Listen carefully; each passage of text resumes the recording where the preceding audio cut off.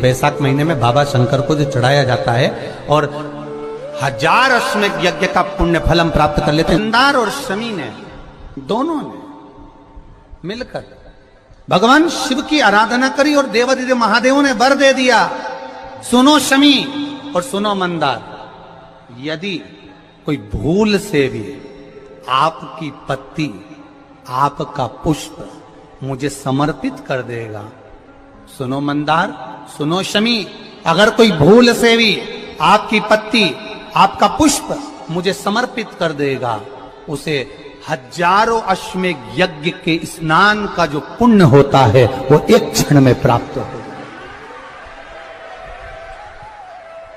1000 अश्वमेध यज्ञ का पुण्य, 1000 अश्वमेध यज्ञ का पुण्य एक क्षण में प्राप्त हो। ये मंदार, ये शमी, 1000 अश्वमेध यज्ञ का पुण्य। कड़े का जो फूल होता है एक सफेद कलर का भी होता है और एक गुलाबी कलर का भी होता है, देखा है आप लोगों ने? बोलो, जम के बोलो, देखा है ना?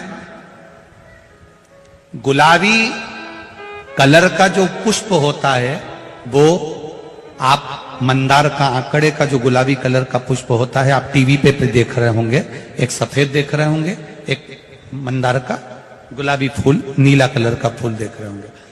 जो नीला कलर का जो पुष्प होता है, गुलाबी कलर का जो आंकड़े का फूल होता है, प्रयास करना जब किसी विषम परिस्थिति में फंस गए, विषम परिस्थिति, जब आपको लग रहा है कि मुझे बहुत भय लग रहा है, कुछ बुरा होने वाला, आपको लग रहा है आज मेरी उल्टी आंख बहुत फड़क रही है, कुछ गड़बड़ होने वाला है, आपको लग रहा है मेरी सीधी आंख फड़क रही, कुछ गड़बड़ होने वाला है, तब केवल वो नीला जो गुलाबी पुष्प है मंदार का, उसको कहीं से लाकर शिवालय में अशोक सुंदरी वाली जगह पर स्पर्श कर कर शिवलिंग पर आप चढ़ा दीजिए। आपकी विषम परिस्थिति कैसी भी होगी वो रास्ता बनाकर बाहर निकल जाएगी, आपको फंसना नहीं, परेशान नहीं। मंदार आंकड़ा, सफेद आंकड़े का एक साथ। शमी की पत्ती देखिए आप लोगों ने, जम के तो बोले जरा, देखिए मंदार पुष्प भी देखा हुआ है।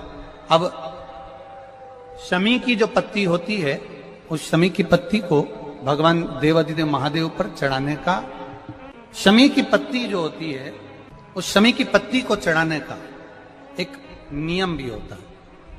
थोड़ा सावधानी से सुनना इस नियम को, जो आपके जीवन को सार्थक बना सकता है। शमी की पत्ती को चढ़ाने का एक नियम है, बड़ा सुंदर नियम, आपके जीवन में उतारने लगा। महाराज, जब सारा श्रृंगार मेरे देवादिदेव महादेव का हो जाए, संपूर्ण स्नान भगवान का हो जाए, संपूर्ण स्नान, आप समझे उसको, जैसे ये शिवलिंग है, जलाधारी, जल निकल कर जाने का स्थान, गणेश, कार्तिकेय, अशोक सुंदरी, जलाधारी मतलब माता पार्वती जी का हस्त कमल, शिवलिंग शिव का स्वरूप, ऊपर जो जलाधारी लगी है उसमें से एक एक बूंद जो पानी नीचे गिर रहा है, जो पानी नीचे गिर रहा है, शिव जी की बेटियां जया, विषहरा, शामली बारी, दौतली, देव, शिव जी की पुत्री बेटियां। जब देवादिदेव महादेव को शमी का पत्ता चढ़ाया जाता है, कब चढ़ाते हैं? जब आपने संपूर्ण जलाधारी को हाथ से साफ कर दिया हो, शिवलिंग पर जल चढ़ा दिया हो, शिवलिंग का पूरा श्रृंगार आपने कर दिया, संपूर्ण श्रृंगार मेरे देवादिदेव महादेव का हो गया, संपूर्ण श्रृंगार। बाबा को चंदन का लेपन, अबीर, गुलाल, अक्षत, बेलपत्र, धतूरा, जो भी तुम्हें चढ़ाना है सब कुछ तुमने चढ़ा दिया, सारा श्रृंगार मेरे देवादिदेव महादेव का हो गया। तब शमी की पत्ती को मां जगतजननी की जो जलाधारी है उस पर मात्र स्पर्श कराकर शिव के शिवलिंग पर आखिरी में समर्पित कर देना चाहिए, जिससे हमारी मन की जो कामना है वो मां जगतजननी देवादिदेव महादेव से उनके कानों में श्रवण कर। शमी पत्र का एक बात और स्मरण में रहे, शमी पत्र की बहुत एक बात और अपने स्मरण में लीजिएगा। शमी पत्र जैसे शिवलिंग, जलाधारी और स्थान, जब बहुत ज्यादा मात्रा में दरिद्रता होती है, बहुत ज्यादा मात्रा में बहुत कष्टमय जीवन। जब तुम्हारी चित्त वृत्ति में आए, जब तुम्हारे मन में आए, धन भी नहीं है, पैसा भी नहीं है, बहुत दरिद्रता का जीवन है, बहुत दुखी जीवन, तब बेलपत्र और शमी पत्र का प्रयोग जरूर करके देखना। प्रैक्टिकल करने में कुछ नहीं जाता, प्रैक्टिकल करने में क्या जाता, करके देखना। उस समय पर वो कहते हैं ना कि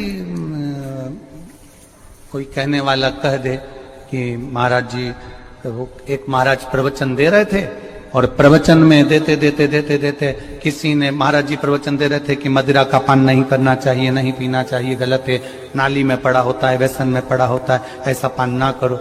एक महाराज का पेचेन वाला खड़ा हो गया, उसने खड़े होकर कह दिया, ओ महाराज तुम इतनी बड़ी बड़ी बात कर रहे हो, तुम्हारा सगा भाई तो पी के नाली में पड़ा, गटर में पड़ा। महाराज जी को क्रोध नहीं आया, समझ थी। महाराज जी ने कहा, भैया देख, मैं भी प्रवचन दे रहा हूं, मेरा भाई भी प्रवचन दे रहा है, मैं मुंह से समझा रहा हूं कि पीकर लोग नाली में गिरते हैं, गटर में गिरते हैं, मेरा भाई प्रैक्टिकल करके दिखा रहा है कि मत पिया। प्रैक्टिकल वाली बात है। शमी पत्र बेलपत्र का एक बार जीवन में प्रैक्टिकल कर देखना, प्रैक्टिकल करना। जैसे आपको कहा कि आपका विश्वास अगर पक्का है, भरोसा अगर दृढ़ है, और शंकर के प्रति अगर आपका विश्वास पक्का है, शंकर कह रहे हैं, मां उमा से, मां पार्वती से मेरा महेश कह रहा है, मेरा बाबा भोलेनाथ, मेरा बाबा विश्वनाथ, मेरा त्रिकालदर्शी कैलाशी अविनाशी कह रहा है कि हे पार्वती,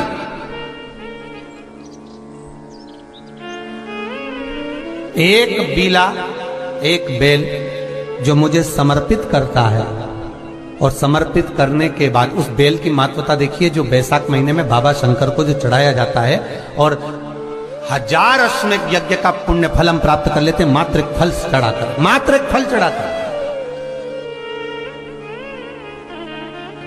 हे पार्वती, संसार का मनुष्य जब मुझे वो बेलपत्र समर्पित कर, वो बेल का फल समर्पित करता है, पार्वती वो फल जो मुझे चढ़ता है, फिर मैं भले नर्मदा के जल से निकला हुआ कंकर शंकर क्यों ना हूं, फिर चाहे मैं गंगा के जल से निकला हुआ कंकर शंकर क्यों ना हूं, चाहे फिर मैं यमुना के जल से निकला हुआ कंकर शंकर क्यों ना हूं, चाहे मैं सरयू के जल से निकला हुआ कंकर शंकर क्यों ना हूं, चाहे मंदाकिनी के जल से निकला हुआ कंकर शंकर क्यों ना हूं, ए पार्वती, फिर जो भी शिवलिंग पर वो बेल समर्पित होता है, वो बेल उठाकर जीव अपने कार्य में ले सकता है। ये मां उमा से कह रहा है। तो उस बेल की महत्वता जानेंगे।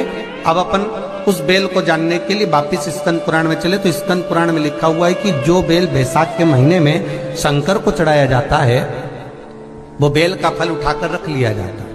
बैसाख के महीने में उस चढ़े हुए, बाकी के आपको बेल का फल खाना हो तो बात दूसरी, पर चढ़ा हुआ जो बेल का फल है वो पूरा बैसाख नहीं खाना।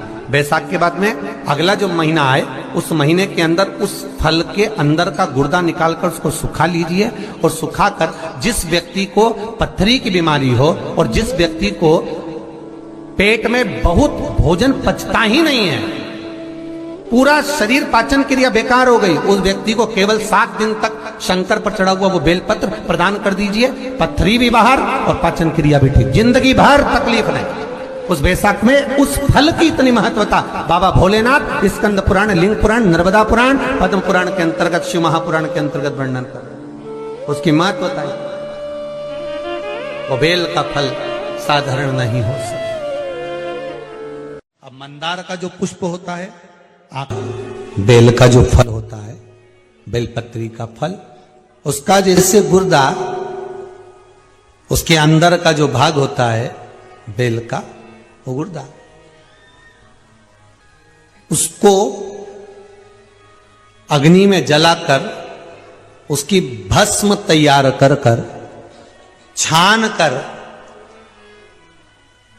कर जब जब आपके यहां विद्वान ब्राह्मण शिव जी का अभिषेक कराते हैं, पूजन कराते हैं, तो उसमें लिखते हैं पूजन के साहित्य में, बेलपत्री, धतूरा, दुर्वा, ये उसमें नीचे लिखेंगे भस्म। लिखते कि नहीं लिखते? लिखते हैं ना, भस्म अभिषेक में चाहिए रहती है। तब उस भस्म का थोड़ा सा भी भाग आप अगर शिव को समर्पित कर रहे हो तो ये जान लें कि शंकर मनवांछित फल प्रदान कर रहे हैं, शिव फल प्रदान कर रहे हैं।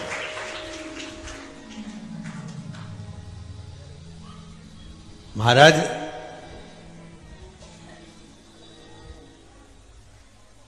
बेलपत्री के वृक्ष के नीचे बैठकर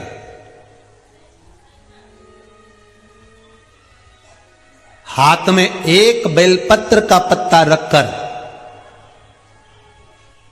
आप पंचाक्षर मंत्र नमः शिवाय, ओम नमः शिवाय या श्री शिवाय नमस्तुभ्यम या महामृत्युंजय मंत्र का स्मरण कर रहे हो, पर डंडी का भाग अपनी ओर, बेलपत्र की बीच वाली पत्ती का भाग बीच वाली उंगली की ओर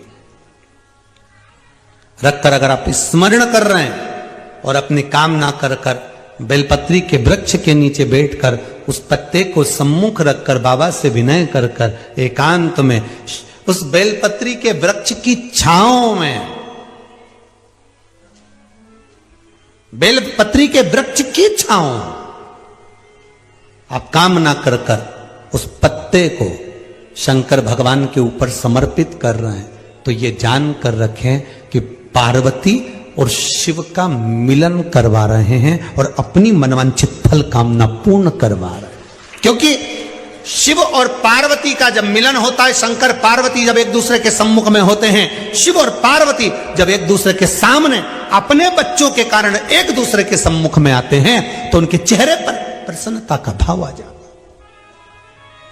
है। फल, मनवांचित फल की कामना आप जिस कामना के लिए कर रहे हैं, विवाह के लिए, नौकरी के लिए, सर्विस के लिए, व्यापार के लिए, रोग मुक्ति के लिए, आप जिस कामना से कर रहे हैं, ईश्वर महादेव, जो व्यक्ति पथभ्रष्ट होता है, जैसे मदिरा के नशे में पड़ गया, कहीं जुए में पड़ गया, कहीं मांसाहार में पड़ गया, कहीं व्यसन में पड़ गया, कहीं गलत काम में अगर कोई जा रहा है, तो श्रंभेश्वर महादेव के नाम से काली तिल भगवान शिव को समर्पित करी जाती है।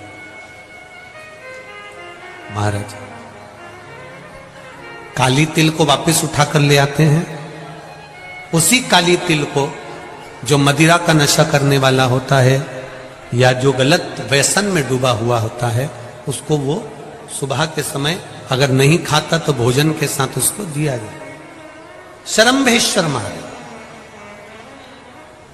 एक बेलपत्री का भी बहुत अच्छा प्रयोग है श्रंभेश्वर महादेव का, मदिरा पीने वालों के लिए, मांसाहार, व्यसन में, जुए में, वेश्यावृत्ति में, पर नारी में, गलत जगह पर जो डूबे रहते हैं उनके लिए। पहले की कथा में इसका वर्णन किया है बेलपत्री का। श्रंभेश्वर महादेव, एक बार सब बोलेंगे, कौन से महादेव? श्रंभेश्वर महादेव। फिर जम के बोल लो एक बार, श्रंभेश्वर महादेव। जब हमारे घर में क्रोध बढ़ता है या कोई गलत कार्य में जाने लगता है, तो श्रंभेश्वर महादेव का हमें शरणागति लेना चाहिए, श्रंभेश्वर महादेव का पूजन करना चालू कर देना चाहिए। कई लोग कहते हैं महाराज जी, श्रंभेश्वर महादेव का मंदिर कहां मिलेगा, हम कहां पूजन करने जाए? कहीं नहीं जाना, तुम्हारे घर के पास में जो शंकर जी का मंदिर है वहीं जाओ, उसी देवालय में, उसी मंदिर में जाओ, श्रंभेश्वर महादेव के नाम से जल चढ़ाना प्रारंभ करेंगे। वो जल जो गलत संगत में पड़ा हुआ है उसका आचमन कराना प्रारंभ करेंगे, अपने आप उसकी धीरे धीरे बुद्धि सुधरना प्रारंभ हो जाएगी। ऐसा श्रंभेश्वर महादेव का है।